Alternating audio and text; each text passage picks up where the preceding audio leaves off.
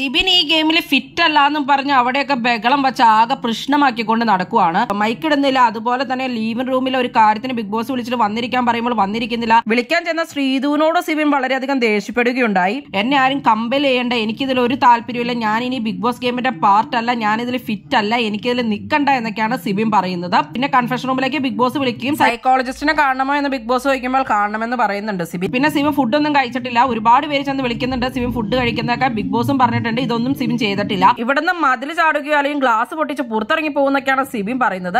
എന്ത് കാണിച്ചിട്ടാണെങ്കിലും പുറത്തിറങ്ങി പോകുന്നു പറഞ്ഞ ബഹളം വയ്ക്കുകയാണ് സിബിൻ കിടന്നിട്ട്. എന്താണ് സിബിൻ ഇങ്ങനെ പറ്റിയത്? ലാലേന്റെ എപ്പിസോഡിൽ ശരിയാണ് സിബിന്റെ ഗെയിം ഒക്കെ എക്സ്പോസ് ആയി എന്നും പറഞ്ഞ് ഇത്രം കാണിക്കാനുണ്ടോ എന്ന് ഒരു കൂട്ടം പ്രേക്ഷകർ ചോദിക്കുന്നുണ്ട്. കാരണം ജാസ്മിനൊക്കെ എല്ലാ ആഴ്ചയും ലാലേട്ടൻ ഇങ്ങനെ പറഞ്ഞിട്ടുണ്ടായിരുന്നു. കാര്യം പുള്ളിക്കാരിയും ഒരുപാട് സങ്കടപ്പെട്ട് കൺഫെഷൻ റൂമിൽ കിടക്കുന്നൊക്കെ നമ്മൾ കണ്ടിട്ടായിരുന്നു. പിന്നെയും തിരിച്ചു കയറി വന്ന് ഗെയിം കളിക്കുന്നതായിട്ടാണ് നമ്മൾ കണ്ടത്.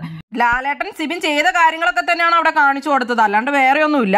സിബിന്റെ പ്ലാനിങ്ങിലുള്ള ഗെയിം ഒക്കെ തീർന്നു കാണും, അതാണ് സിബിന് പറ്റിയെന്ന് തോന്നുന്നു. അത് മാത്രമല്ല ബിഗ് ബോസിൽ നിന്ന് ഒരു പരിഗണന കിട്ടിയില്ല എന്നുള്ള രീതിയിലൊക്കെ സിബിൻ പറയുന്നുണ്ട്. വീട്ടുകാരോടൊന്നും ഒരു കുഴപ്പമില്ലാന്ന് സിബിൻ പറയുന്നുണ്ട്. ബിഗ് ബോസിനോട് എനിക്ക് ഒച്ച കേൾക്കണ്ടെന്നൊക്കെയാണ് സിബിൻ പറയുന്നത്. അപ്പൊ അതൊക്കെയാണ് സിബിന് പ്രോബ്ലം. സിബിൻ അവർക്ക് വേണ്ടി എന്തോ ഗെയിം കളിച്ചു, അതിനൊന്നും അപ്രിസിയേഷൻ കിട്ടിയില്ല എന്നൊക്കെയാണ് സിബിന്റെ ഒരു തോന്നല്. അത് മാത്രമല്ല സിബിൻ നെഗറ്റീവ് ആവുകയും ചെയ്തു. ഒട്ടും മെന്റലി ഫിറ്റ് അല്ലെങ്കിൽ ഈ ഗെയിം എന്തായാലും കളിക്കാൻ പറ്റില്ല. അവിടെ ഉള്ളവരും ബിഗ് ബോസും ഒക്കെ സിബിനെ സപ്പോർട്ട് ചെയ്യുന്നുണ്ട്. പക്ഷെ സിബിൻ തന്നെ വാശി പിടിച്ച് ഞാൻ കളിക്കില്ല എന്തായാലും പറഞ്ഞ് ഇരുന്ന് കഴിഞ്ഞാൽ പിന്നെ ആർക്കും ഒന്നും ചെയ്യാൻ പറ്റില്ല. അങ്ങനെ വാശി പിടിക്കുകയാണെങ്കിൽ സിബിൻ ക്വിറ്റ് ചെയ്യുക തന്നെയായിരിക്കും ഉണ്ടാവുക.